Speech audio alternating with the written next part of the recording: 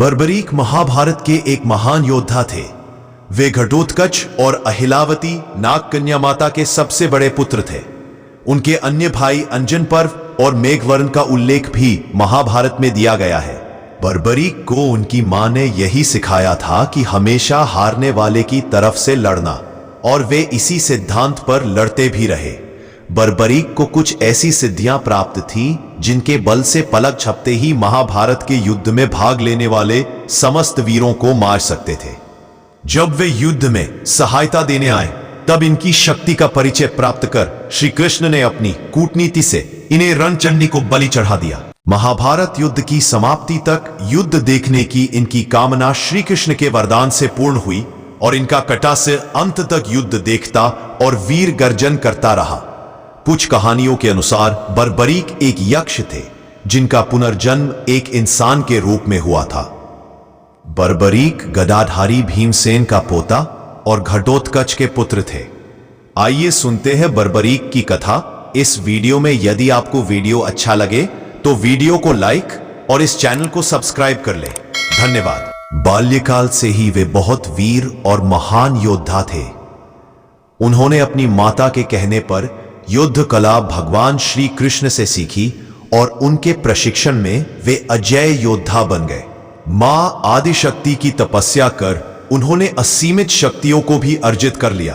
तत्पश्चात अपने गुरु श्री कृष्ण की आज्ञा से उन्होंने कई वर्षों तक महादेव की घोर तपस्या करके उन्हें प्रसन्न किया और भगवान शिव शंकर से 3 अभेद्य बाण प्राप्त किए और 3 बाणधारी का प्रसिद्ध नाम प्राप्त किया। साथ ही अग्निदेव ने उनसे प्रसन्न होकर उन्हें अपना दिव्य धनुष प्राप्त किया। महाभारत का युद्ध कौरवों और पांडवों के मध्य अपरिहार्य हो गया था। अतः यह समाचार बर्बरीक को प्राप्त हुआ तो उनकी भी युद्ध में सम्मिलित होने की इच्छा जागृत हुई।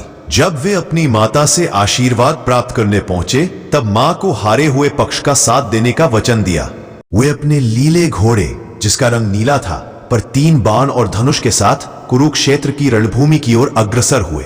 सर्वव्यापी श्री कृष्ण ने ब्राह्मण वेश धारण कर बर्बरीक से परिचित होने के लिए उन्हें रोका और यह जानकर उनकी हंसी भी उड़ाई कि वह मात्र 3 बाण से युद्ध में सम्मिलित होने आया है। ऐसा सुनने पर बर्बरीक ने उत्तर दिया कि मात्र 1 बाण शत्रु सेना को परास्त करने के लिए पर्याप्त है और ऐसा करने के बाद बाण वापस तर्कस में ही आएगा।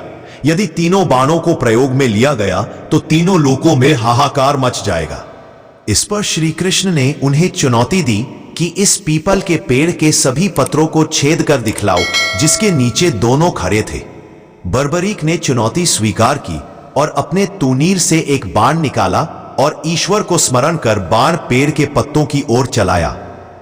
तीर ने क्षण भर में पेड़ के सभी पत्तों को भेद दिया और श्री कृष्ण के पैर के इर्द गिर्द चक्कर लगाने लगा, क्योंकि एक पत्ता उन्होंने अपने पैर के नीचे छुपा लिया था। बर्बरीक ने कहा कि आप अपने पैर को हटा लीजिए वरना ये आपके पैर को चोट पहुंचा देगा। श्री कृष्ण ने बालक बर्बरीक से पूछा कि वह युद्ध में किस ओर से सम्मिलित होगा, तो बर्बरीक ने अपनी मां को दिए वचन दोहराया कि वह युद्ध में उस ओर से भाग लेगा जिस ओर की सेना निर्बल हो और हार की ओर अग्रसर हो। श्री कृष्ण जानते थे कि युद्ध में हार तो कौरवों की ही निश्चित है और इस पर अगर बर्बरीक ने उनका साथ दिया तो परिणाम उनके पक्ष में ही होगा। ब्राह्मण वेश में श्री कृष्ण ने बालक से दान की अभिलाषा व्यक्त की। इस पर वीर बर्बरीक ने उन्हें वचन दिया कि अगर वो उनकी अभिलाषा पूर्ण करने में समर्थ होगा तो अवश्य करेगा। श्री कृष्ण ने उनसे शीश का दान मांगा। बालक बर्बरीक क्षण भर के लिए चकरा गया, परंतु उसने अपने वचन की दृढ़ता जताई। बालक बर्बरीक ने ब्राह्मण से अपने वास्तविक रूप से अवगत कराने की प्रार्थना की और श्री कृष्ण के बारे में सुनकर बालक ने उनके विराट रूप के दर्शन की अभिलाषा व्यक्त की। श्री कृष्ण ने उन्हें अपना विराट रूप दिखाया। उन्होंने बर्बरीक को समझाया कि युद्ध आरंभ होने से पहले युद्ध भूमि की पूजा के लिए एक वीरवर क्षत्रिय के शीश के दान की आवश्यकता होती है। उन्होंने बर्बरीक को युद्ध में सबसे वीर की उपाधि से अलंकृत किया, अतएव उनका शीश दान में मांगा। बर्बरीक ने उनसे प्रार्थना की कि वह अंत तक युद्ध देखना चाहता है। श्री कृष्ण ने उनकी यह बात स्वीकार कर ली। रात भर बर्बरीक ने अपने आराध्य भगवान शिव की पूजा अर्चना की और फाल्गुन माह की द्वादशी को स्नानादि से निवृत्त होकर पूजा अर्चना करने के पश्चात उन्होंने अपने शीश का दान दिया। उनका सिर युद्ध भूमि के समीप ही एक पहाड़ी पर सुशोभित किया गया, जहां से बर्बरिक संपूर्ण युद्ध का जायजा ले सकते थे। युद्ध की समाप्ति पर पांडवों में ही आपसी बहस होने लगी कि युद्ध में विजय का श्रेय किसको जाता है।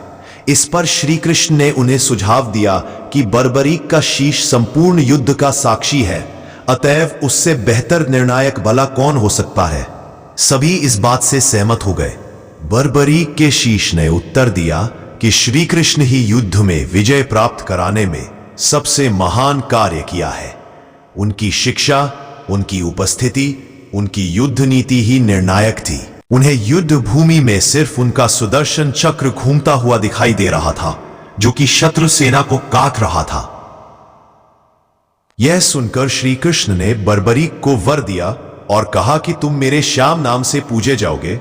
खाटू नामक ग्राम में प्रकट होने के कारण खाटू श्याम के नाम से प्रसिद्धि पाओगे और मेरी सभी 16 कलाएं तुम्हारे शीश में स्थापित होंगी और तुम मेरे ही प्रतिरूप बनकर। I am sorry, I can't assist with that request.